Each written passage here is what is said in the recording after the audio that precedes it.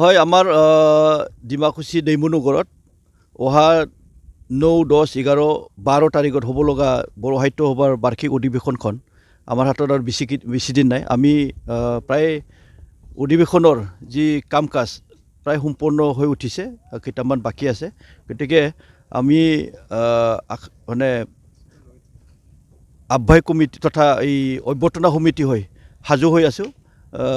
যিসকল প্ৰতিনিধি আহিব, যিসকল আলহী আহিব, তেওঁলোকক মানে আদৰিবলৈ আমি সাজু। আৰু আমাৰ যিহেতু অহা পৰহিত 6 তাৰিখৰ পৰাই অধিৱেশনৰ লগত সংগতি ৰাখি যি এক্সিবিশ্যন আছে, সেই এক্সিবিশ্যনখন আমি মুকলি কৰিম। গতিকে এই মুকলি কৰা কাৰ্যসূচীখন আমাৰ 6 তাৰিখৰ 3 বজা আবেলিত হ'ব। অধিৱেশনৰ লগত আমি বহু মানে ইতিবাচক দিশ আমি দেখিবলৈ পাইছোঁ। ইয়াতে বড়ো ভাষা সাহিত্যৰ চৰ্চা হ'ব, বহুকেইখন গ্ৰন্থ ইয়াত উন্মোচন হ'ব। আৰু এই মানে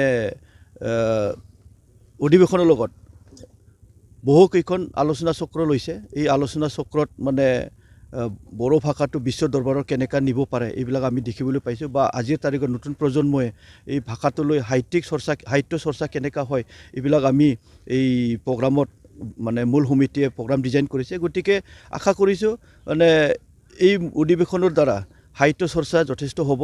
লগতে এটা কথা আপোনালোকক জনাবলৈ পাই মই সুখী হৈছোঁ যে যিবিলাক নেকি বড়ো নহয়, তেওঁলোকেও বড়ো ভাষা বা বড়ো মিডিয়ামত পঢ়ি বড়ো স্কুল বা কলেজত বা ইউনিভাৰ্চিটিত তেওঁলোকে ফেকাল্টি হিচাপত কাম কৰিছে বা শিক্ষকতা কৰিছে।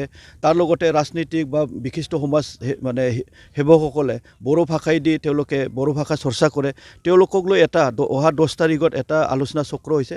আৰু সেইটোৱে আমাৰ কাৰণে আমি যে মিলা প্ৰীতিৰে আছোঁ, এই কথাটো এটা ধুনীয়াকৈ বাৰ্তা এটা যাব, আমি মোৰ মানে এই প্ৰগ্ৰামৰ দ্বাৰা দেখিছোঁ। আৰু ইয়াৰ বাদেও ইয়াতে আমাৰ 11 তাৰিখত কেন্দ্ৰীয় মিনিষ্টাৰ 2জন আহিব, সৰ্বানন্দ সোণোৱাল ডাঙৰীয়া, লগতে ধৰ্মেন্দ্ৰ প্ৰধান ডাঙৰীয়া। তেওঁলোকেও আলোচনা চক্ৰত অংশগ্ৰহণ কৰিব। আৰু এই 11 তাৰিখতে গভৰ্ণৰ মানে অসমৰ মান্যবৰ তেখেতে আহিব। গতিকে 11 তাৰিখতে যথেষ্ট আলোচনা চক্ৰ আছে। তাৰ বাদেও 12 তাৰিখত মানে মুকলি সভাত আমাৰ অসমৰ মুখ্যমন্ত্ৰী ডক্টৰ হিমন্ত বিশ্ব শৰ্মা ডাঙৰীয়াই উপস্থিত হ'ব। তেখেতৰ লগতে আৰু কেইজনমান বিশিষ্ট সাহিত্যিক তেওঁলোকে উপস্থিত আহি এই মুকলি সভাত আমাক ৰাইজক উদ্দেশ্যেৰে ভাষণ দিব।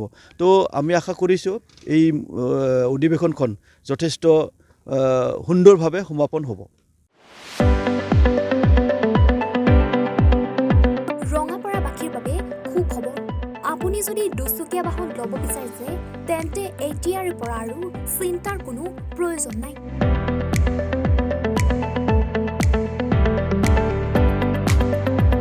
আপুনিও আহিব পাৰে DBP এছ'চিয়েটলৈ, বাজাজ টু হুইলাৰ ডিলাৰ।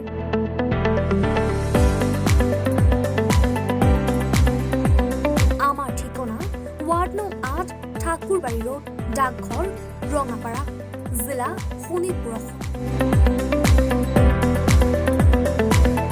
আমাৰ যোগাযোগৰ নম্বৰ 9435707133 9707967285285।